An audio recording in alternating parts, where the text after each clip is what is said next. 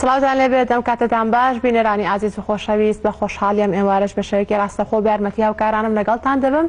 هیوادارم تا کۆتایی پرۆگرام لەگەڵمانە بمێنەوە و هەروە تای پرۆگرامەکە بە دڵی ئێوە بێت. ئازیزانی ئێمە بێگومان بۆ ئێوارش میوانێکی ئازیز و خۆشەویست لە ستۆدیۆ لەگەڵمدایە کە ئەویش کاک خۆگر بەدریە کە ناوەکەشی خۆشە و لە هەمان کاتە کاک خۆگر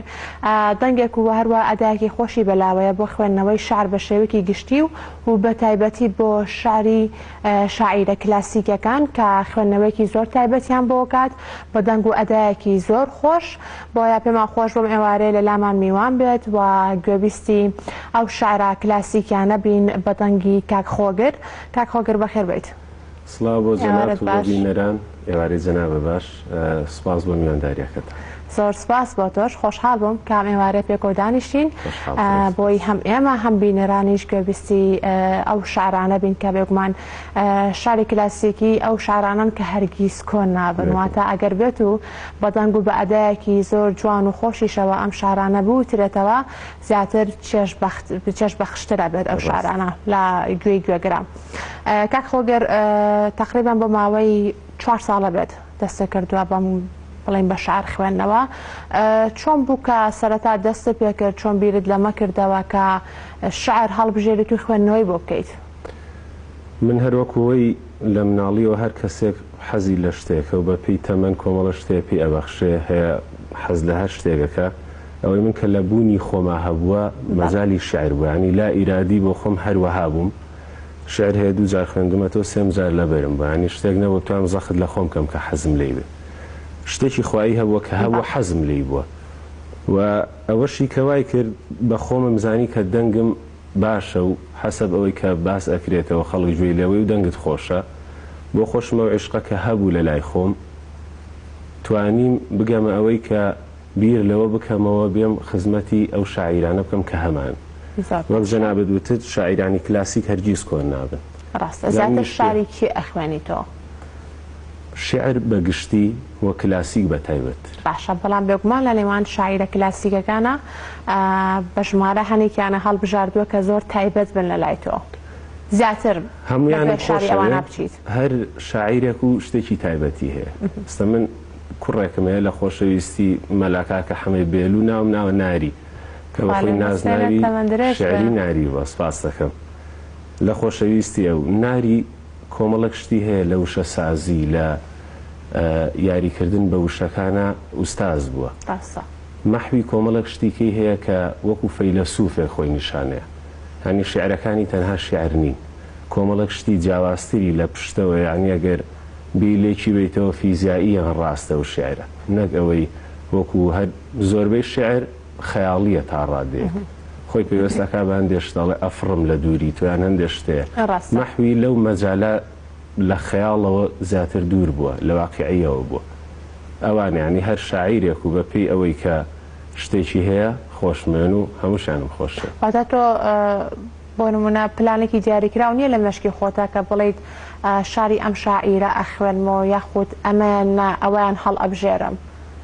بێگومان واتە هەر شارێکە هاتە بەردەست و خوێنتەوە و خۆت چێژ لێوەرگرت دواتر بە دەنگی خۆت ئەدایەکەی توێ خوێنیتەوە؟ بەڵێ. ئێستا لای من بە جیاوازتر پرسایەکەت گشتی ترکەم کە ئیش بۆ نمونە من لە مەحویەکەم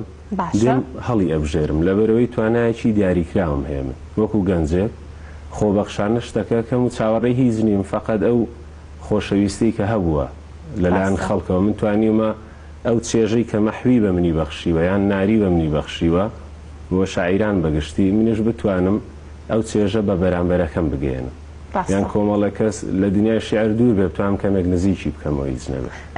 کاک خۆگر ئەوترێت کە خوێندنەوەی ئەم شعرە کلاسیکیانە قورسە تەنانەت زۆر جار لێک تێگەشتنیان بۆ هەندێ وشە، زۆر جار ئەو شاعیرە کلاسیکانە هەندێ وشەی کورتی پەتیان بەکارێنا کە لاشە لەم ڕۆژگاری ئێستاماندا ون و بێتن ئەو شانەیە خۆت بەکار نەهێنرێت، زۆر لای ئێمە واتاکانیان ڕوون نەبێت، بەڵام لەو شارانە ئەبینی وشەهای وا بەکار هێنراوە کە هەمویان وشەی کوردی وشەی زۆر جوانە. جێ لەگەر تورکی تعالە عەرەبی بێ ئەگەر کوردی ئەگەر فورسی بیە لە یەک دێڕا بە 4 زمان بانگی معشوقەکەیەکە کە ئەڵێ وەرە ئەوەش سەلمێنەری ئەوەیە کە زۆر دەوڵەمەند بوون لە مەسائلی زمانزانیە بەهۆی ئەو کاتەش کە ئەو سنوورە دەستکردنەوە کە ئێستا هەیە هاتوچۆیەکی زیاتر هەبووە دەوڵەمەندیەکە وەک کورد فارسی زانیوە هەتا تاهیربەجی جاف ئینگلیزی زانیوە دەوڵەمەند بوون زۆر بە شێوەیەکی گشتی لە زمانە لەبەر ئەوە ئێستا دڵدار ژیاننامەی خۆی نووسیوەتەوە کەسێکی سەردەمێمە بچێ بیخوێنێتەوە پێویستی بۆ بێ لەسەریان بوەستێت چکە زمانێکی قورسە ئێستا ژێمەگەر قسە بکەین 100 ساڵی کە کەسێک ژێمان لێ بگرێ بێگومان قورسە بێ لەبەرەوە من بە تایبەت کە کەسێک نەوە هەتا بە ئیشەکانیشما بچێتەوە هەموو شتەکەم قسۆت سەرشانی خۆم سایەکی باشم تیا کردوون لەگەڵ ئەوەشا پێم وانە ئەگەر کەسیش لە پشتت هەبێ زەحمەتە بتوانی شعری کلاسیک بخوێنیتەوە و بەبێ غەڵەت دەرباس زۆر پرۆڤەی لەسەرەکەیت کە کاتێک تۆماریانەکەیت پێش ئەوە بێگومان کە هەڵیانە بژێرم ئایان خوێنمەوە ئەو کاتە تۆماریانەکە واتە کاتێکی زۆرە بات تۆمارکردنی ئەو شارانە حەسەب هەڵبژاردنەکانە ئێستا لە مەحوی ئاخری شێشتا بڵاوم نەکردێتەوە ئینشەڵا ئەلەم چەند هەفتەیە بڵاوێتەوە تقریبا 2 ساعات و 20 دقیقە نیو ساعاتێکم لێ تۆمار کردووە هەرچەنە پێشم غەدرە کە گوڵبژێری شعرەکان بکەیت پێم وایە هەموویانیشان لێ بکرێت بەڵام ئەوەندێکی ئێستا هەمە لەوە زیاترم پێ بکرێ بێگومانی کەم حەز ئەەکەم زیاتر خزمەتیان کەم بەڵام تواناکەی منەوەندێ زۆر باشە بە ئێستا ئێمە بینەرانیش گوێبیستی شارێ بین بە دەنگی تۆ بە ئەدای تۆ چیمان بۆ ئەخوێنیتەوە چەند دیوانێکم خوێندوێتەوە بەڵام حەزم نەکرێ و شعرانێک کە خوێندوم نەتەوە لێرە بێ گەڕام تۆزێکیش زەحمەت بوو کە شعرێک هەڵبژێرم بڵێم ئەمەیان بەڵام ئەمەتان بۆ خوێنمەوە هی سعید نەجاڕی ئاسۆ ئێستا لە ژیانە و تەمەندرێژ بێ ئینشەڵا لە ڕۆژهەڵاتی کوردستان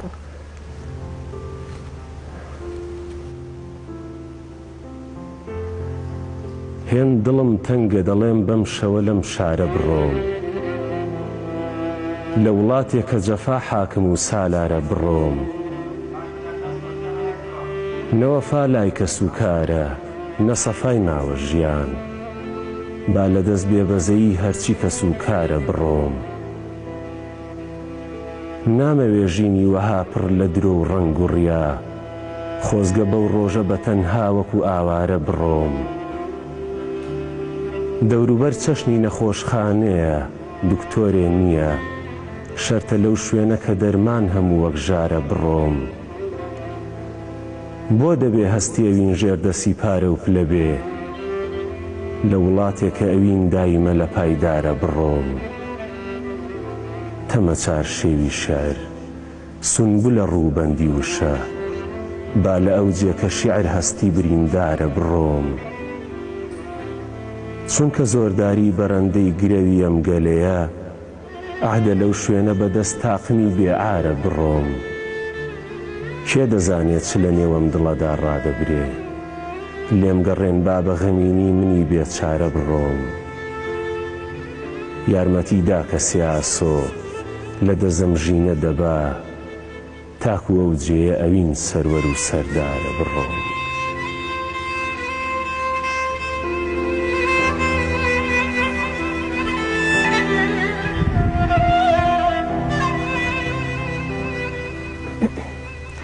دەستت خۆش دەنگدار خۆش بێت کاک خۆگر دەنگ و ئەدایەکی زۆر خۆش و جوان کاک خۆگر زۆر جار ئەوترێت کە ڕاستە ئەو کەسێک کە شعرەکە ئەنووسێت ئێتر شاعیرە نای خۆی بەخۆیەتی و هەروە بێگومان کە کاتێک کەسێکی شعرەکانی خوێنێتەوە کاریگەری لەسەر ئەو کەسە بەجێڵێت بەڵام دەوترێت ئەداکردنی شعرەکە خوێندنەوەی شعرەکە هێندەی شعرەکە گرنگە واتە هێندە کاریگەری لەسەر خوێنەر بەجێ هێڵێت شارەکە چەنە جوان بێت ئەبێت لە بەرامبەریشدا ئەدا خوێندنەوە و هەروە دەنگی ئەو کەسە گونجاو بێ بۆ شارەکە تو تا چەند لەگەڵ ئەمەیت بێگومان ڕاستە ئێستا من ئەتوانم شعر بخوێنمەوە بەڵام ناتوانم بنووسم لەبەرەوەی پێم ئەمەش هەیە لە بەرامبەرە ڕاستە بێگومان هەچ کەسە و بەشتی خۆی من جوهدێکی زۆرم سەرف کردووە توانیومە فێر ببم شت بخوێنمەوە بەڵام لە کۆتایە من خۆم دەنگم باشە بۆ ئەوەی مساعیدەکە بیکەم شاعیرەتێکەش هەروایە ئەین تۆ ناتوانانی بڵێ تەمرینەکەم ئەم بە شاعیر جیاوازیەک هەیە ئێستا هەندێک پەیام هەیە لە نووسینە هەر چۆنیش بیخوێنیتەوە ناتوانانی پەیامەکە بگەێنیت. ئەگەر پتێ بیگەنی زۆر قورسە بۆی ئەدای بکە. ئێستا هەندێک وشە هەیەڵێ دەڕۆم ئەبێت درێژی بکەیتەوە. هەندێک هەیە بە ئاوازی خوێندنەوەی دەنگەکە تەنانەت مەعنا گۆڕێ بە تەواوی، چۆن فاریزەیەک لە شێعرا بۆیە کلاسی قورسە. جاری وا هەیە وەستانەکەت ئەبێت کورد بێ، نەک وەستانێک بێت تەواو بوەستی، ئەوەستی تو دەست پێکەیت. ینی وەک فاریزەیەک چۆن معنای شێعرە گۆڕێ، ئاوازی دەنجی تۆش ئەتوانێ بە شێوەیەک ئەوەی کە جووی لێگرێ بیخەیتە هەڵەوە، پەیامەکەی بە پێچەوانە پێ بگەێنی، نەک بە خۆشی. زۆر باشە. کاک خۆگرتووە تۆ بە شێوەیەکی خۆبەخشانە ئەم کاراکەیت بۆ کەس لە پشتی تۆ نیەواتە کەس باڵ پشتیت ناکات و ئەم شعرات تۆ لەناو ماڵەکەی خۆتە تۆماری ئەەکەیت کە ئەستۆجێی خەنجیلانت بۆ خۆ دروست کردووە. چۆن بیرۆکەی ئەوە بە مشکات کە خۆ ستۆدیۆیەک دروست بکەیت و بە هەروە دەنگی خۆت لەو ستۆدیۆی خۆتا تۆمار بکەیت. سەرەتا دەستما و کارە وەکو هاوڕێ، وەکو کەسی ئەوەی کە شارەزابرانی هەر کەسێک هەوە پەنام بۆ هەر شوێنێکە بروەکو ڕەفاقەت پێیان بڵێم کە چی بکەم. ینی پێشنیاریان هەوە بۆوانیش لە من کۆڵەوارتر یان و هەتا بە مۆبایل بیکەم هیمۆیە. بەڵام ئەڵێ عاشق بێستونی کونکردو شۆرەتەکەی فەرهاد بردی، ڕەنجی گوڵ بولبولی کێشە بەڵام عەترەکەی بایی بە. ئەوەی کە منیش کردومە ئازاتی من نییە، عیشقێک لە پشتی ئەو شتانەوە هەیە کە وای کردووە من شتی زۆر لە پێشترم هەبووە چون لە کرێچی و بەڵام لە ژوورێک ئاستۆدیۆکم دروست کردو بۆی بتوانم بەو عیشقەوە بژیم و بەردەوامی پێ بدەم کە پێم وایە ئەرک و واجبی هەر کەسێکە کە لەو مەجالی کە حەزی لێتی بتوانێت پەری پێ بە. بەڵام ئەمە قورس نەبوو لەسەر شانی تۆ کە بەتەنیا بۆ نمونە ستۆدیۆیەک دروستکەیت بۆ نمونە داوای هاوکاریت نەکرد یاخود بۆ بە دوای سپۆنسەرێکان نەگەڕایت بە بەسمەوەی کە تۆ دەنگێکی خۆشت پێوەیە و هەروە ئەدایەکی جوان بۆ شارە کلاسیکیان ناکەی لاچە هەچ کەسێک بێت کە داوای پاڵپشتی و هاوکاری بکات هاوکاری بکرێت لە بەرامبەرە. ئێستا بتێون نەتەوانی پندێکی ئەڵێ شتی هەرزان خەڵک زۆر لی کۆ بێتەوە لەوانێ شعری مەحوی گران بێ لە بەرەوە کۆمەڵێک کەس لی کۆ نابێتەوە کلاسیک بە تایبەت هی نوخبەیە منیش لەوانێ لەو نوخبێ بم بەڵام زۆرم پێ خۆشە بتوانم لەو یوتیوبەی خۆما کە شتەکان دانێم فەرهەنگێک بێ کتێبخانەیەک بۆی خەڵک ئیسیفادەی لێ بکات شەر نییە سپۆنسەرێکە بیانە بێ شتێک کە باش بوو خەڵک خۆی بە دوایە گەڕێ ناتوانی شتێک بە زۆر دەرخواردی کەسێک بدەیت منی شەکەم کردووە ئەوەی کە لەسەر شانم بۆ کردومە و هەر لەبەر ئەوە خەڵکی بەیانی هەیە پرسی پێکردم هەیە نەیکردووە بەڵام لێرەشەوە بیڵێم بۆ هەرکوێ بەند چی لە هەنگرنگەوەیە بتوانێت ئەو پەیامە بگەێنێ لە کەناڵ دانرێ لە تەلەڤیزیۆنەکان دانرێ لە ڕادیۆ پەخشەکرێ بیستومەتەوە ئاگام لێەوە بەڵام زۆرم پێخۆشە هەر چۆن ناوی تۆ هێنراوە واتە ئەو حەق و ماندووبوونی تۆ تەنها دەنگەکەی من دیارە من هیچ شتێک ئیسفادەم نەکەوە تەنها ماندووبوون بەڵام ئەو خۆشەویستی کە خەڵکەیەتی بۆ من ئەوە هەموو شتێکە وەکو عیشقی کە من هەمە بۆ ئەوە مەحوی 100 ساڵە بێ مردووە بەڵام من ئێستش هەر خۆشمەوێ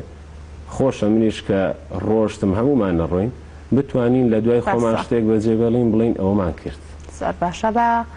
ئێستا بۆ گوێبیستی شارێکی مەحوی نەبین بێگومان شاکارێکی مەحویە خوێنمەوە لێرە لەوانەیە بە خوێندنەوەی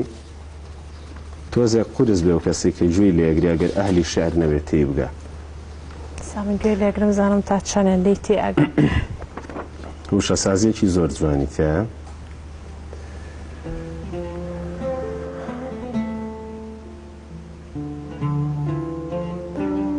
خەتی دەوری لێوی ئاڵت ئەی مەسیحا لام و بێ هەر لە جامەی سەبزت چێ بۆ غەین و نون و چین و هێ غونچە بازاڕی نەزاکەتداری و تەنجی شکاند هەر کە زاهیر بوو لە دەوری باغی حوسنت لام و بێ لە بشەکەر تاکەی لە حەسرەت خاڵی مشکینت دڵم داغدار و خەستە بێ وەک لام و ئەلف و لام و هێ لا لە ڕوخسارم لە سای یەشتی خوێنی ڕەنگەوە چونکە ڕووسورم لە قاپی عین و شین و قاف و تێ عیشقە دەی جانە منی ڕیسوایی عالەم کردووە چاکە ئینسافت ببێ بۆ ئەلف و سین و تێ و هێ ئێستا بۆ لاف و گەزاف هەر کەس دەبینی عاشقە نەک هەموو کەس جان فیدا وەک میم و حێ و واوێ ئێستا بۆ لاف و گەزاف هەر کەس دەبینی عاشقە نەک هەموو کەس جان فیدا وەک میم و حێ و واوێ مەحوی ئەمڕۆ زۆر نەخۆشە قەت شیفای نایە بە هیچ گەر شیفای بێتن بە بۆی زولف و ئەگریجە دێ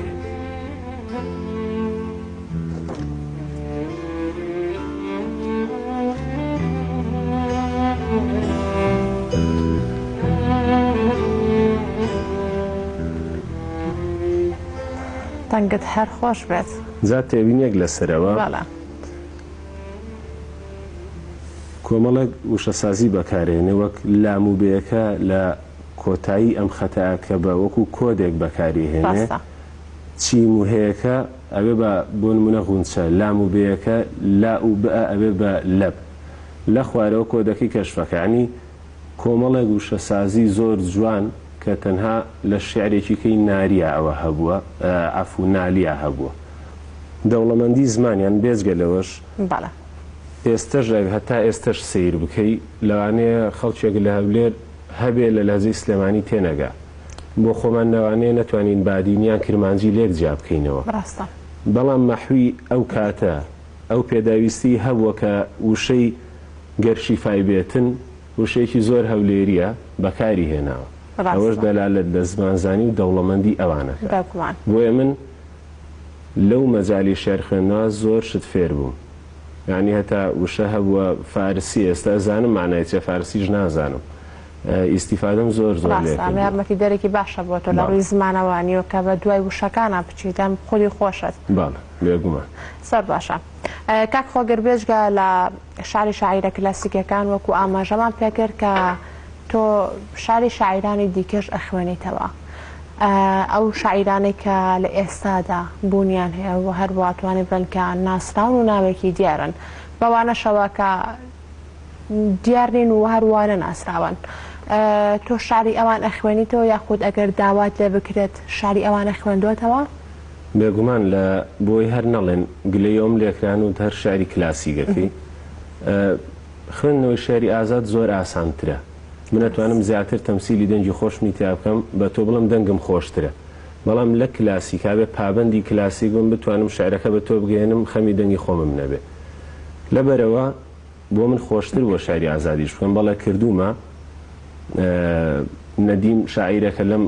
سلێمانیاژی لەوانەیە خەڵک شعرەکانی ئەوەندێوە ناسێ نەدیم ناناسێ بەڵام شعرەکانی وترێتەوە بەرزان هەستیار هەر شاری ئازادی هەیە ئەویشم خوێندوێتەوە وەکوانی کەشکە نەماون ئەو ژەریشم لێ کردووە کەسی کەشە بۆ ئیشم لێکردن بەڵام ئەوەی کە جێی خۆشحاڵیم بوو نقطەیەکە کە بیڵێم وەک خۆم ئەگەر هیچم نەکرد بێ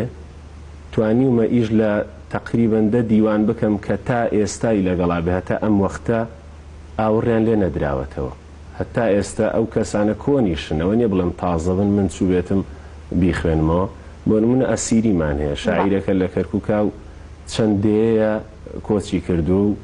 ناوی ون بووە توانیم وەکو یەکەم کەس بێم وەکو خۆگر بێم ئیشی لەسەر بکەم بتوانم ئەو خزمەتەی بکەم بە خەڵک بڵێم ئەمەشمان هەیە ئەسیریمان هەیە هەتا بەدەنگ ئێستا کارە لەسەر دیوانی شاعیرانم گوڵبژێر کردووە و هەندێکیان بە کاملیشم لێکردن وەکو شەید مەلا عەلی کە پێش من وەبزانم تەنها کەسێک خوێندوێتەوە بەڵام جێ خۆشحاڵیمە خۆزگە 100 کەس هەبووی کردە واتە تۆ بەدوای ئەوەیان ناچیت کە بۆ نمونە تۆ یەکەم کەس بیت کە ئەم دیوانە شاریە ئەخوێنیتەوە من خەمی ئەوەمە کەسێکی وەکو مەلا عەلی قسەیە زۆر جوانەڵە هەندێک کەس لە پاش مردنەوە لە دایکە بێ مەلا عەلی لە پاشەوەی مرد جارێککە لە دایک بووە یان ئەتوانی بڵێ مردنەکەی لە شیعرەکانی جوانتر بوون زۆر جۆمان لە شیعرەکانی بووە بۆ نمونە ڕەحمەتی حەمەد جەزاکرێتی بە گۆرانی هەر بۆ بەرچاوڕوونی بینەران برا دوور و خزم دوور و کەسم دوور بەنابەڵەت تەمەنەم با بەرەو ژوور بەڵام ڕوونە بەرەو سێدارە چوونە خەنەی خوێنم لە پێگری ئاڵای سوور بەرەو ژووری سێدارە ماندووی کردوم و شوێنەکەم شێدارە کە نیشانەی پەشێوی پێوە شێوەم ئەوە برینی ئەشکەنجێ و جێدارە. شارەکانی زۆر لەوە جوانترن، یعنی شارەکانی زۆر جوانن، زۆر جوان. هەندێک شتێ تەنها شیعر نیە، هەڵوێستە. شەهید مەلا عەلیەکێک وەلانی کە عاشقی بووم هەموو ئەوەی کە نووسیەتی خوێندومەتەوە خۆشحاڵی جیاواز لەوەی کە گوڵبژێرم کردووە. دەست و چاو خۆشکار خۆگرگیان ئەمە بەجددی هەم بەرپرسیارەتێکی گەورەیە کە تۆ کورتە سەر شانی خۆت کە ئەم شاران ئەخوێنێت و خۆشەوتت کە خوێندنەوەی شاری کلاسیک بەڕاستی سەختە، هەموو کەس خۆ ناتوانێت خۆی لە قەرەبات و بخوێنێتەوە چونکە زۆرجار لەوە بچێت هەڵی زمانەوانی تیا بکەیت. بۆیە کەسێکی تایبەتی خۆی ئەوەد و لە هەمان کاتی شاوەکو دەنگی کاک خۆگر ئەوە هەر لە ئەوە پرۆڤۆم کرد کاک خۆگر نەڵم خۆگر، بەڵام هەستەکەم هەر ئەیڵم جا لەبەر ئەوە داوام ئەوەیە ئەوانی کە گوێ لە منەگرن بە گەورەی خۆیان بمبورن لەبەروی من کەسێکم ئەمەم توانیمە ینی 26 دیوان بخوێنمەوە لەوانەیە نەزانم ئەو هەندێک هەڵە هەیە تێکەوەم بەدەست خۆم نییە چکە سافی هیرانی خەڵکی ایران بوو لە جێکی زۆر جیاوازە. ئیشم لە شاعیری کە کردو هەتا ئێستا دیوانیشی نییە، من ئیشم لێ کرد ئێستا گەر بە دوای شعرەکانی بگەڕێویشە بووە هەولێریە، ینی زمانێکی دەوروبەری هەولێرە زۆر سڕف هەولێریە، نالیمانێ شارە زوریە، شاعیری کەمان هەیە زاری ئیشم لێ کرد من ڕۆژهەڵاتیە، من ناتوانم کەسێکی ئەوەندە دەوڵەمەند بم بتوانم حەق بە هەمویان بدەم هەڵە نەکەم. کاک خۆگر ئەو ماوەی کە کارت کردووە ئەم دیوانە شاریانت گرنگی پێ خوێندوێتەوە کەس هەبووە کە ڕەخنەی هەبێ لەسەر کارەکانی تۆ؟ وەکو ڕەخنە تۆ لێرە هەڵەیەکی بۆ کردووە یاخود ئەمە ڕاستکەرەوە؟ من خۆم باشتر ئەزانم، ئێستا هەندێک هەڵەیە لەوانەیە نەموتبێ بەڵام خۆم ئەزانم لەکوێ هەڵەم کردووە. کاتی وا هەبووە لە دوای هەندێک شتیش هەیە ناتوانی بڵێ ساغی بکەیت و ئێستا وشە هەیە شاعیرەکە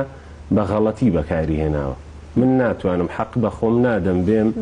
لە باتی شاعیرەکە بێم دەستکاری بکەم. بۆ ئەوی تووشێ و هەڵەیە نەبم من هەمیشە دیوانەکان بەکارێنم. هەتا ئێستا شت نەبووە بڵم لە سۆشیال میدیا وەری بگرم بێم ئیشی لەسەر بکەم یەکسەر بیخوێنمەوە، حەزم نەکردو بێ سەروبەری ڕووبا لە شتەکانە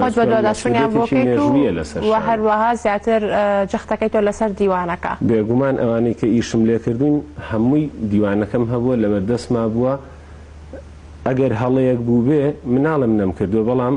ئەگەر گۆڕینی وشە بوو بێیان هەندێک مەفهوم بوو بێ بێگومان دیوانەکەوا بوو. زۆر باشە کاک خۆگەرە گەڕێمە بۆ لای تۆ. بینەرانی ئازیز و خۆشەویست، مامۆستا تەحسین لە دوهۆک نوێترین کتێبی خۆی بڵاو کردەوە کە وەکو زانی مامۆستا تەحسین تاکو ئێستا خاوەنی چەندین کتێبە. فەرموو پێکۆ بینەربین.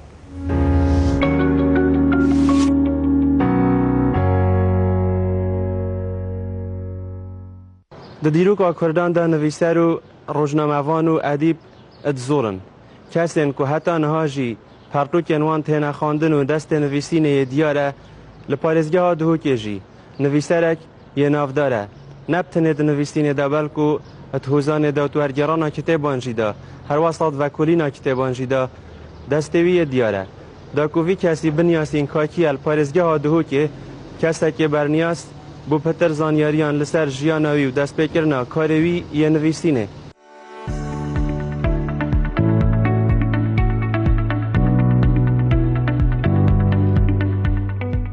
تحسین ئیبراهیم دووسکی یە بەرنیاسە بە تەحسین دووسکی.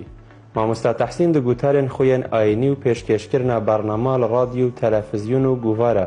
دەناوە خەڵکێ کوردستانێدا یە بەرنیاس بووە. باژێرە دووەکێ ساڵە 1970 25 هەیڤەشەش زیاتیمە سەر دنیاە ژیانە خۆشی هەمی منە لە دووەکێ بۆراندی دەستپێکێ هەر باژێرە دووەکێ من دەستە بخواندنی ئاکری بە قۆناغە سەرەتایی و ناڤنجی و ئامادەی هەرسێ و هەرسێ قۆناغێت ئیسلامی بوون، یعنی سەرەتایی ئیسلامی و ناڤنجی و ئامادەیش هەروسا لە دووەکێ منیا خواندی، یعنی خواندنا من خواندنەکە دینی بوو. پشتی ئەسش ڕێزا شەشێ ئامادەی خلاص بووین من قصد بغداد كريل بغداد الكليجة شريعتي ازهاتي ما ورگرتن 4 ساله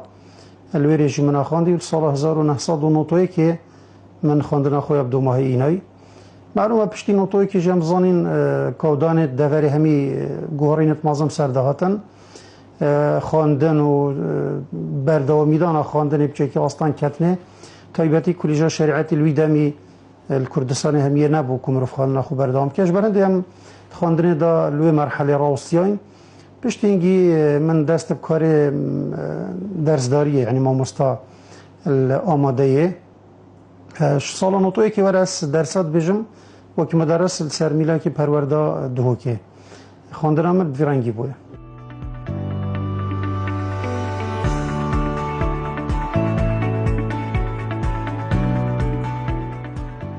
دست مامۆستا تەحسینی دناوا پارتوکا کوردی دایە دیارە ژوانژی و کۆلین لەسەر پارتوکێن مێژویی و هەرواسان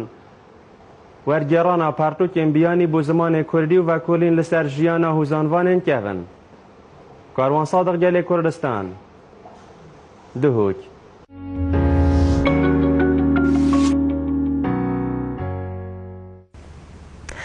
لەبینێرانی خۆشەویست لەگەڵتانە بەردەوام دەبین دەگەڕمە بە لای میوانەکەم کاک خۆگر بەدری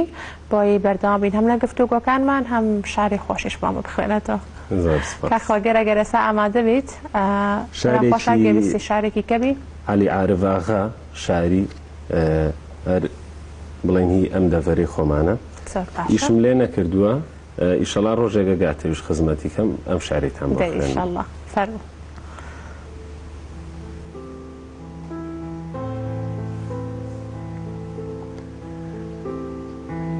گوڵ و غونچەی بەهارانیش لە تۆ نەشمیلەتر نابێ نەمامی عەرعەری کۆرپەش لە تۆ خەنجیلەتر نابێ لە عالەمدا لە تۆ چاتر لە تۆ مەحبوب و شیرینتر ئەگەر داوات چیەک مابێ درۆ ناکادە سادا بێ درۆیە تۆ لە ئینسان بی ئەمە عەقڵم قبوڵ ناکە پەریش حەدی نییەوا بێ ئەبەت حۆریش بە تۆ نابێ بتی تۆ ئەتپەرستم من عیبادەت بۆ خوا ناکەم ئەگەر چی ئاگری جومرەی جەهەنەم بۆم لە کارا بێ ئەوا سوتام گڕم تێبەر بوو جانە بمگەرێت خوا بە ماچی تۆ نەبێ وەڵڵا برینی من دەوا نابێ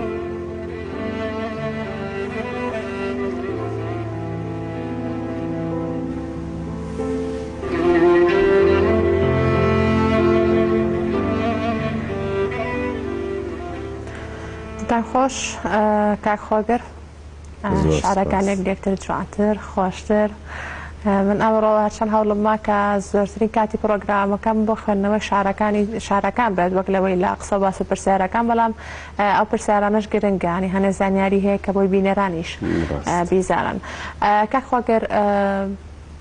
پلانی تۆ واروە هەنگاوەکانی تۆ بۆ ئەم بواری کە هەڵت بژاردووە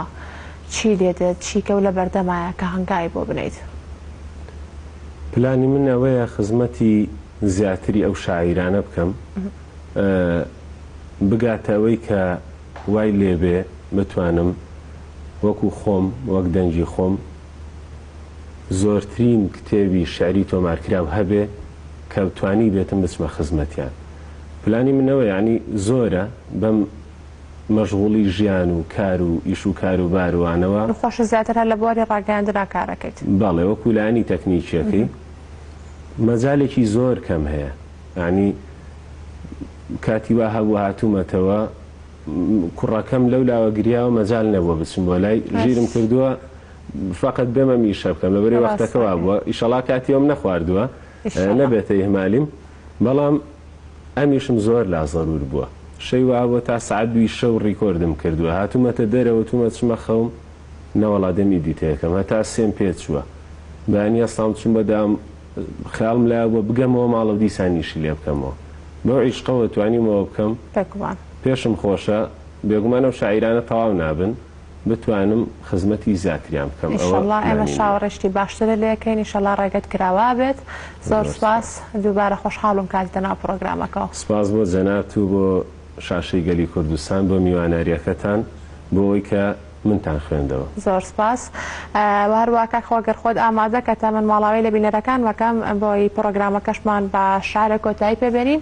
بینەرانی ئازیز و خۆشەویست سپاسەوە کە تا ئێستا لەگەڵمان نەبوون. هیوادارم تا پرۆگرامەکە بەدڵی ئێوە بێت. هەروە سپاسی سپۆنسەری جلوبەرگەکان وەکەم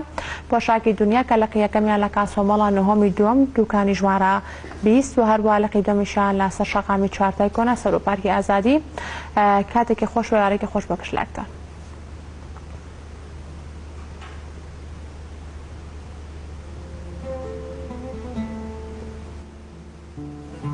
پاییزی جاران